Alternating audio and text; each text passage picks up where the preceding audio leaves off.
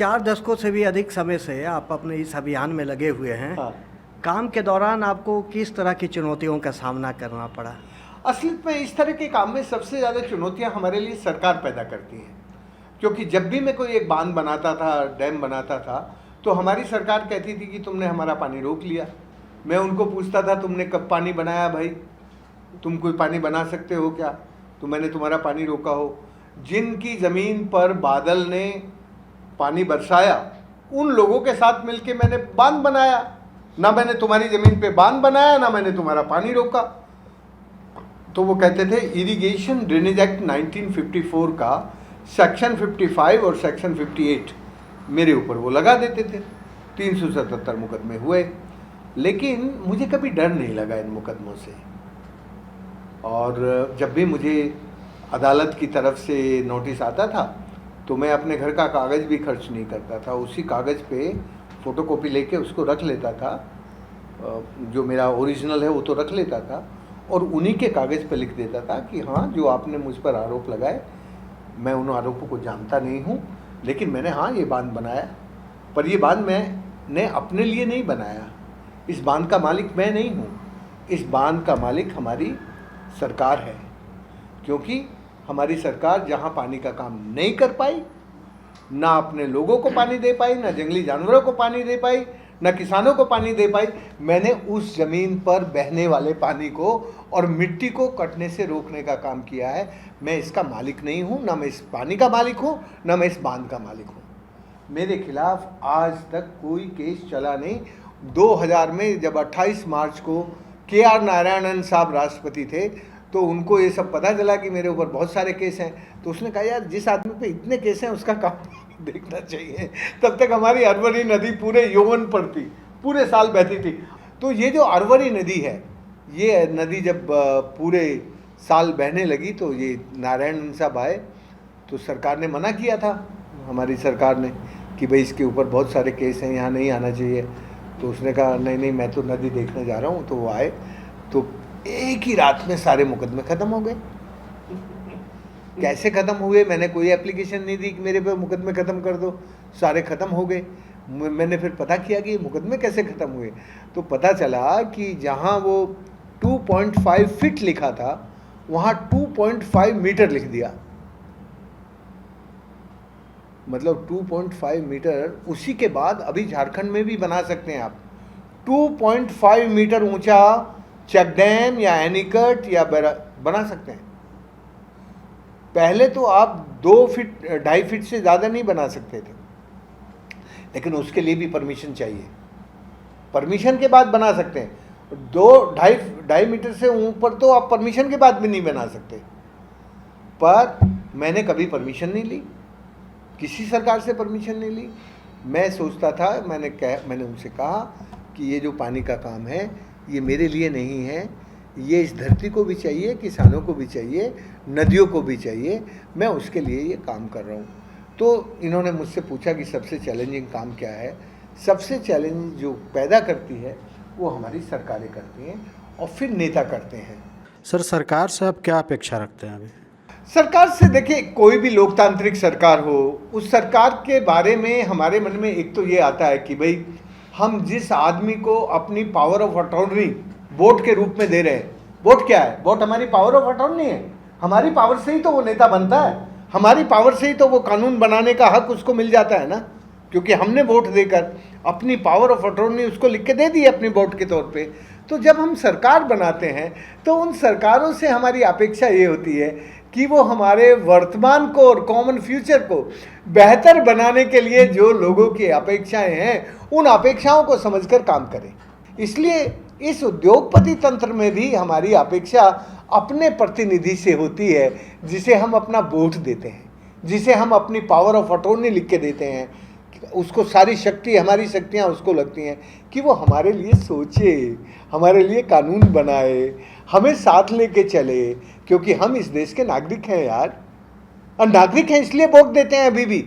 अभी भी हमें डेमोक्रेसी में फेथ और ट्रस्ट है, इसीलिए वोट देने जाते हैं। नहीं तो हम क्यों जाएं वोट देने? क्यों अपनी पावर ऑफ अटॉर्नी किसी को देंगे? इसलिए अभी भी भारत के लोगों का लोकतंत्र में विश्वास कायम है। ये जल संरक्षण को लेकर कितनी जागरूकता आई है और बदलाव की जगह क्या समस्या गंभीर हुई है? जल को लेकर बातें बहुत हो रही हैं इस वक्त। अच्छी बात है कि कभी कभी मुझे लगता है कि इस देश में थोड़ा जल साक्षरता का जो स्तर है वो थोड़ा बढ़ रहा है, पर केवल बातें करने से काम नहीं होता। जल जो है वो जीवन है, जीविका है, जमीर है। तो जो जीवन और जीविका और जमीर हो उसको बातों से समाधान नहीं निकल सकता उसको तो फिर हमारे जीवन में हमें प्रत्यक्ष तौर पर करके ही देखना होगा। मैं बहुत अच्छे उदाहरण दे सकता हूँ इस देश में। अभी मैं महाराष्ट्र से आ रहा हूँ, आपके यहाँ गोवा होते हुए। महाराष्ट्र में अभी थोड़े दिन पहले मुझे महाराष्ट्र की सरकार ने एक भाषण देने बुलाया। तो मैंने कहा मुझे लगता है कि इस अमृत महोत्सव को यदि हम सचमुच अमृत महोत्सव बनाना चाहते हैं तो कम से कम एक नदी को अमृत वाहिनी बना दो, क्योंकि जल जो है वो हमारे लिए अमृत है और वो जल यदि हमारा अमृत होगा तो हम स्वस्थ रहेंगे, निरोग रहेंगे। यदि हमारा जल बीमार होगा तो हम भी बीमार होंगे। जो नदियां बीमार हैं, पॉल्यूटेड हैं, उन नदियों के किनारे दोनों तरफ रहने वाले लोगों की बीमारियां देखो। जो नदी के जल में बीमारी है वो उन लोगों में सारी बीमारी आ रही हैं। तो ये जो नदी की हेल्थ है, उस नदी की हेल्थ का हमारी हेल्थ के साथ क्या रिश्ता है, इस रिश्ते को कोई देख नहीं रहा है। तो यदि आप हमारा भला चाहते हैं तो फिर हमारी एक नदी को अमृत वाहिनी बना दो। तो उसको सरकार में वो लोग मंत्री, मुख्यमंत्री सब थे, तो उनमें से एक मंत्री ने कहा कि आपने ये तो बताया, पर आप बताइए कैसे होगा। तो मैंने कहा देखो, नदियों पर आज 3 बड़े खतरे हैं: अतिक्रमण, प्रदूषण और शोषण। यदि आप अतिक्रमण को रोकना चाहते हैं इस अमृत महोत्सव में तो बहुत आसान काम बताता हूँ कि नदी की 3 तरह की ज़मीन होती है। एक होती है ब्लू जोन। ब्लू जोन वो होती है जहाँ नदी बहती है। दूसरी होती है ग्रीन जोन, जहाँ 25 साल में 5 बार बाढ़ का पानी पहुँचा, वो टाइटल उसका ग्रीन जोन हो जाता है। उसको फ्लड प्लेन भी कहते हैं, बाढ़ क्षेत्र कहते हैं। और तीसरा होता है रेड जोन। रेड जोन वो होता है जहाँ 100 साल में 1 बार पानी पहुँचा है, वो भी नदी की ज़मीन है। उसको HFL कहते हैं, हाई फ्लड प्लेन कहते हैं। तो ये 3 तरह की ज़मीन है। इसका आइडेंटिफिकेशन कर दो, डिमार्केशन कर दो और नोटिफिकेशन कर दो। इसको हिंदी में कहेंगे कि ये जो नदी की ज़मीन है उसकी पहचान कर दो, उसका चिन्हीकरण कर दो, उसका सीमांकन कर दो और उसको राजपत्रितकरण कर दो। मैंने कहा ये सरकार के लिए सबसे आसान काम है, इसमें तो कोई दिक्कत नहीं है। दूसरा, नदी का जो प्रॉब्लम है वो है पॉल्यूशन। बनारस शहर में पहले त्रिकुंडीय जल शोधन की व्यवस्था थी। पूरे शहर का गंदा पानी एक टैंक में आके इकट्ठा होता था। वो जो टैंक है उसमें उस पानी की गंदगी, ऑर्डर वो थोड़ा अलग जगह होता था। उसको निकल जाने के बाद सेकंड तालाब में निथर के वो पानी जाता था, वो उसके नीचे होता था। फिर इसमें थोड़े दिन रुकने के बाद जो तीसरा तालाब है वो ऐसी जगह बना होता था जहाँ मोटी रेत होती थी। वहाँ पहाड़ी तो है नहीं, बनारस में मोटी वाली रेत। उस रेत के अंदर 60% पानी को ऑब्जर्व करने की ताकत होती है। तो वो जो ऊपर से पानी आ रहा है वो नेचुरल प्रोसेस से शुद्ध होके तब नदी में जाके मिलता था। बहुत सिंपल व्यवस्था थी बट बहुत ही साइंटिफिक थी। इस चैलेंज को यदि अपने को ठीक करना है तो फिर हम अपने शहर से इसकी शुरुआत कर सकते हैं। हम रांची में हैं तो देखें हरमू नदी को कैसे ठीक कर सकते हैं। मैं जानता हूं कि प्रभात खबर पानी के मामले में, प्रकृति के मामले में एक पुरानी विरासत रखता है। प्रभात खबर की पुरानी विरासत है और वो जो पुरानी विरासत है वो प्रकृति का रक्षण, संरक्षण सब आपके पास एक बड़ी लेगेसी है। तो आप लोग थोड़ा कुछ ज़रा, अभी तो वो पूरा हरमू जो है नदी बची नहीं है, नाला हो गया, वो तो बिल्कुल नाले की तरह बहता है। तो थोड़ा देख सकते हैं कि क्या कैसे कर रहे हैं।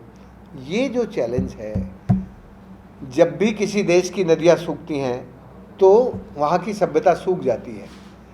ये एक पुस्तक है, मैं आपके संपादक जी, प्रधान संपादक जी को भेंट कर रहा हूँ। इस पुस्तक का नाम है सभ्यता की सूखती सरिता। मैंने पिछले 9 सालों में करीब 127 देशों की यात्रा की है। तो दुनिया में जहाँ नदियाँ सूखी हैं और जहाँ नदियाँ बीमार हुई हैं वहाँ की सभ्यताएं सूख गई हैं, उजड़ गई हैं, मर गई हैं। उसके कारण जब वहाँ के लोग यूरोप के शहरों में जाते हैं तो यूरोपियन उनको क्लाइमेटिक रिफ्यूजी बोलते हैं। हिंदी में उसको कहेंगे जलवायु परिवर्तन शरणार्थी। अभी भारतीयों पर ये आरोप नहीं है। अभी भारतीयों को कामधेनु गाय की तरह देखते हैं, क्योंकि हम 40% पैसा जो अपनी कमाई का है वो उनको टैक्स के रूप में दे के आते हैं। लेकिन अफ्रीकन्स और सेंट्रल वेस्टर्न एशियन कंट्री के लोग जब भी यूरोप के शहरों में जाते हैं तो बस अब तीसरा विश्व युद्ध जो है ना वो चालू हो गया है। इस वक्त जो तीसरा विश्व युद्ध है वो क्लाइमेटिक रिफ्यूजी कह के आपस में टेंस होता है, लड़ाई होती है। अभी तक जो 2 विश्व युद्ध हुए वो ऐसे थे, आधी ताकत इधर आधी ताकत इधर और आपस में लड़ रहे थे। लेकिन ये जो पानी का युद्ध होगा ये ऐसा नहीं होगा, ये ऐसे होगा, हॉरिजॉन्टल होगा और पूरी दुनिया में होगा।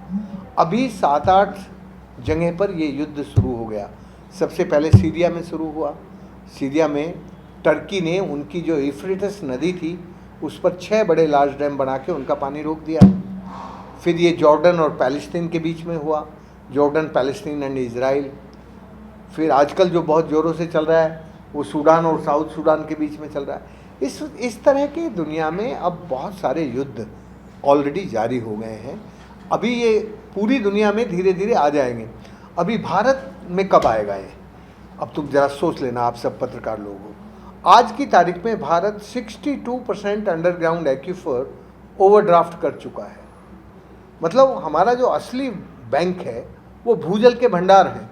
और ये राजेंद्र सिंह नहीं बोल रहा है, ये भारत सरकार कह रही है कि हमारा 62% अंडरग्राउंड एक्यूफर रिचार्ज से ज़्यादा डिस्चार्ज हो रहा है। इसका मतलब समझ गया ना, ओवरड्राफ्ट हो रहा है। तो जिस कंट्री का ओवरड्राफ्ट 62% हो उसके रिजर्व बैंक की करेंसी रुपए की वैल्यू कब तक बचेगी? जिस दिन तुम्हारे पास पानी नहीं बचेगा तो तुम्हारे रुपए की कीमत बचेगी क्या? तो हमें ये जरा समझने की ज़रूरत है कि अभी हम लोग, भारत के लोग अभी भी अच्छे से बचे हुए हैं। हमें दुनिया अभी कामधेनु गाय मानती है। दुनिया के लिए हम हमारे डॉक्टर, इंजीनियर, साइंटिस्ट बहुत कमाई करके उनको दे के आते हैं। अभी हम उनके ऊपर बोझ नहीं हैं। पर जिस दिन हम बेपानी होकर उजड़ के जाएंगे उस दिन हम उनके ऊपर बोझ हो जाएंगे और हमें भी वो फिर इसी तरह से ट्रीट करेंगे जैसे वो अफ्रीकन्स को करते हैं, जैसे सेंट्रल वेस्टर्न एशियंस को करते हैं। हम फिर भले ही कितने भी बड़े डॉक्टर हों, हम फिर भले ही कितने बड़े साइंटिस्ट और इंजीनियर हों, हमारी हालत वैसी ही होगी दुनिया में। और चूंकि दुनिया की हालत भी बिगड़ रही है, दुनिया के हालात भी अब ख़राब हो रहे हैं। आधे से ज़्यादा दुनिया इस वक्त बेपानी है। जब मैं बेपानी कहता हूँ तो इसकी परिभाषा ये है कि उनके पास अपने वर्तमान में जितना डिमांड है उतनी उनके पास सप्लाई नहीं है। मतलब उनकी पूर्ति नहीं है, उनकी ज़रूरत की पूर्ति नहीं है। ऐसी हालत अभी दुनिया की हो रही है।